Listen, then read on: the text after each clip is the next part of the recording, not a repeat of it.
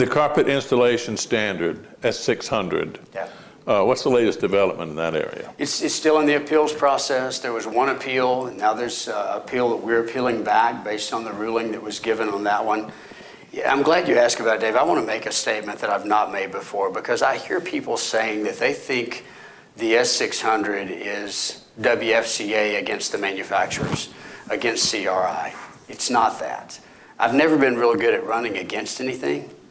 What we are is a body that was brought into the S600 by the CRI, by the industry, because they felt there was value in an ANSI standard. As a matter of fact, I went online today and I found multiple documents where CRI had mentioned the value of an ANSI standard in the past. They started it. They started it, and they asked us to come into it, and we loved our partnership, and they, for whatever reason, chose to get out of that. Please understand, we love the manufacturers. We're not against them. We are for retailers because we believe they are the central hub of what happens in this industry. And so I don't like people pitting us against the manufacturers. They've made their decision for a reason. We will follow this process through to its end means, whatever that might be. And so when the ANSI body makes this next ruling, whatever that ruling is, if they say, no, it's not a standard, then there will be a standard that's not an ANSI standard. If they say, yes, it is an ANSI standard, then there will be an ANSI standard. And we will have done everything we can to finish a process that we started. So it's still up in the air whether this will be or won't be? It is, and I checked the other day. I'm not even sure what the time frame is on that. It could be months. It could be, and I think the shortest would be a couple of months, but likely it's going to be this spring before we would know anything on a final ruling by the ANSI body. This is drug out into an extremely long process. It's unfortunate because even people that were dear friends to me in my former life, it puts us on different sides of an issue. But you know, I started to tell you there are two things that I've learned, and one of them was how slow we are to change in the industry. The other is you really can't change the world by trying to be popular. You know, if you make your decisions based on, oh, well, somebody doesn't want you to do that, so you better not do it, you're probably not going to lead.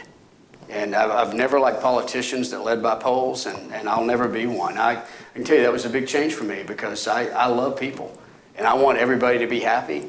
But in the end, you have to make a decision on what you think is right. Yeah. And my predecessor, Chris Davis, began this process with CRI because they asked us to get involved because he believed in it. And I would be so unfair to the WFCA, to the retailers we represent, if I pulled out of this process 5 years into it and said, you know what, we'll just stop it too. No, we're not going to do that. We understand that there's an installation standard out there from CRI, and we're thankful for that standard because without it, this industry wouldn't have had a standard until they saw the value in an ANSI standard. And we also believe that there's a value to an ANSI standard. We think there's recognition to that standard that gives credibility to our industry. That's the reason we continue to fight for something, but well, as not did against. the whole industry when they started this. Exactly. And that was 6, 8, however many years ago that was. Let me give you a hypothetical. This will come to a head at some point if this becomes a standard, or even if it doesn't become an ANSI standard. Some claim turns into litigation, ends up in a court.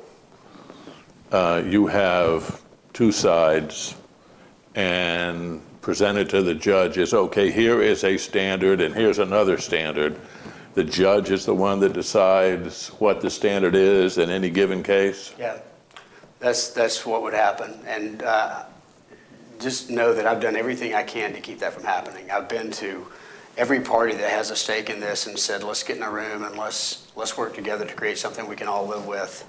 And you know, the decision has been made that the other side does not want an ANSI standard for whatever reason, and I honor that. Listen, there are headaches to the ANSI standard. There's this process that you go through every period of time that you have to look at it, and I know some of them are fearful because this took 5 years before we ever got close to an ANSI standard this time. And it was 5 years from with 6 years now. With all interested parties in the industry, including correct. Manufacturers taking part. That's correct. And they don't want to go through that every time. And I think there's been some misinterpretation of this standard. I think there are people that have believed that it says one thing when it says another. That was never the intent of the WFCA, because remember, This standard was created with all parties involved.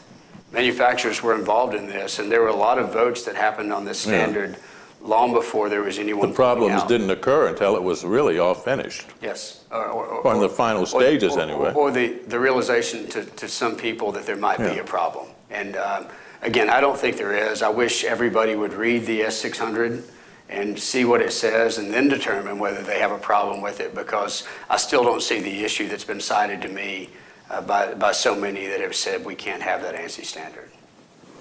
Interesting. Let me ask you one thing, just in finalizing our conversation. Membership. Every organization relies on membership. You serve your membership. The board is made up of members.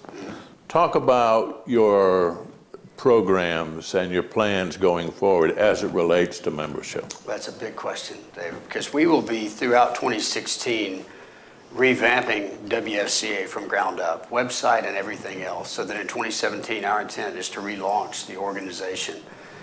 We are very blessed. Most associations are sliding backwards, and we, after 15 years of diminishing membership, are now in our third year of growth, double-digit growth, and we're greatly thankful for that. Frida Staten has done an amazing job as she manages that part, along with Jenny Osted and Gina Basenbach out in California.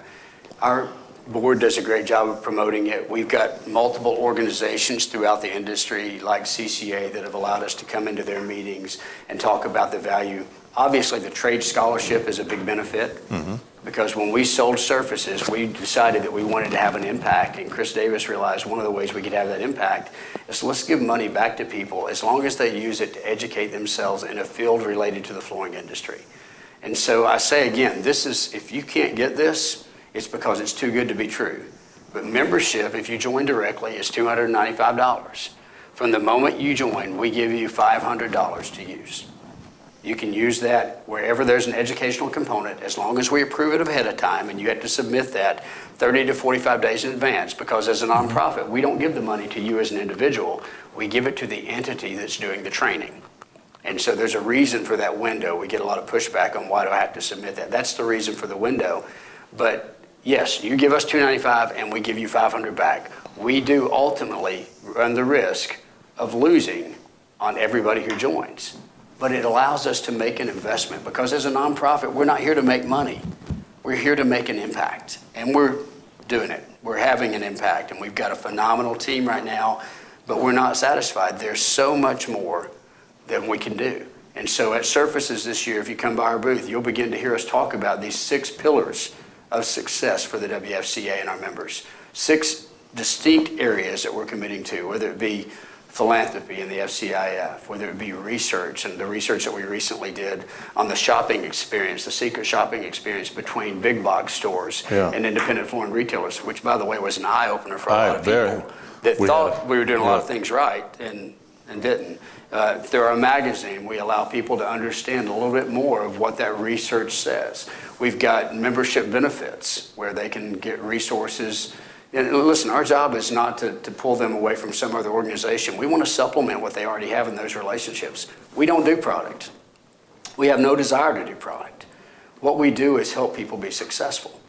And when we lobby, on your standpoint in Washington, D.C., it's one of our proudest moments when we're able to go there and stand in front of senators and congressmen and say, there are things that are happening that you may not be aware of that are having a negative impact on the mom and pop shops that pay for the Little League team and the Girl Scouts and all the other things that go on in your community. Did you know you're having an impact? And to see their eyes open up and then go, no, we didn't. Yeah. Or some of them say, yeah, we did, but we really don't care. That's part of political, but we continue to fight the fight. And so we need more members, not for the money, because I just told you, we lose money on every member potentially. We need more members for the voices, because the more people we represent, the greater our voice in Washington, D.C. They hear us differently. It's the reason with the Floor Covering Leadership Council, we joined together with all these other associations so that when there's an issue we can join together on, we magnify our voices, we multiply our voices so that we're saying the same thing to different bodies and getting a greater response. Very good. A little passionate about that, I apologize. You know, well, I couldn't tell that. There's so many announcements. Are there going to be another announcement here in a day or two or a week or a month? We've got some other things in the works that are very exciting, some of which I wish I could talk about, but I can't. And some of them are additional staff positions. We're looking at bringing somebody on board who will represent us more face-to-face with our membership base, especially our affiliates, somebody that would spend about half their time on the road, go to a lot of these events to allow me more time to be functioning as the leader I should be here. Frida Staten, who spent a lot of her time on the road at these shows, and our other staff who have as well, to allow them to focus more on the membership that we have rather than just focused on growing that membership. At some point in any association, your focus changes from simply growing to sustaining and having an impact on those you've already grown. Yeah. I appreciate you sharing all this with us. Most interesting. It's really been some interesting changes here, and congratulations to you and your staff for doing all that. Loving it. Thank you very much. Well, thank you. We've been talking with Scott Humphrey, the CEO of the WFCA, the World Floor Covering Association, and this is Top Floor TV.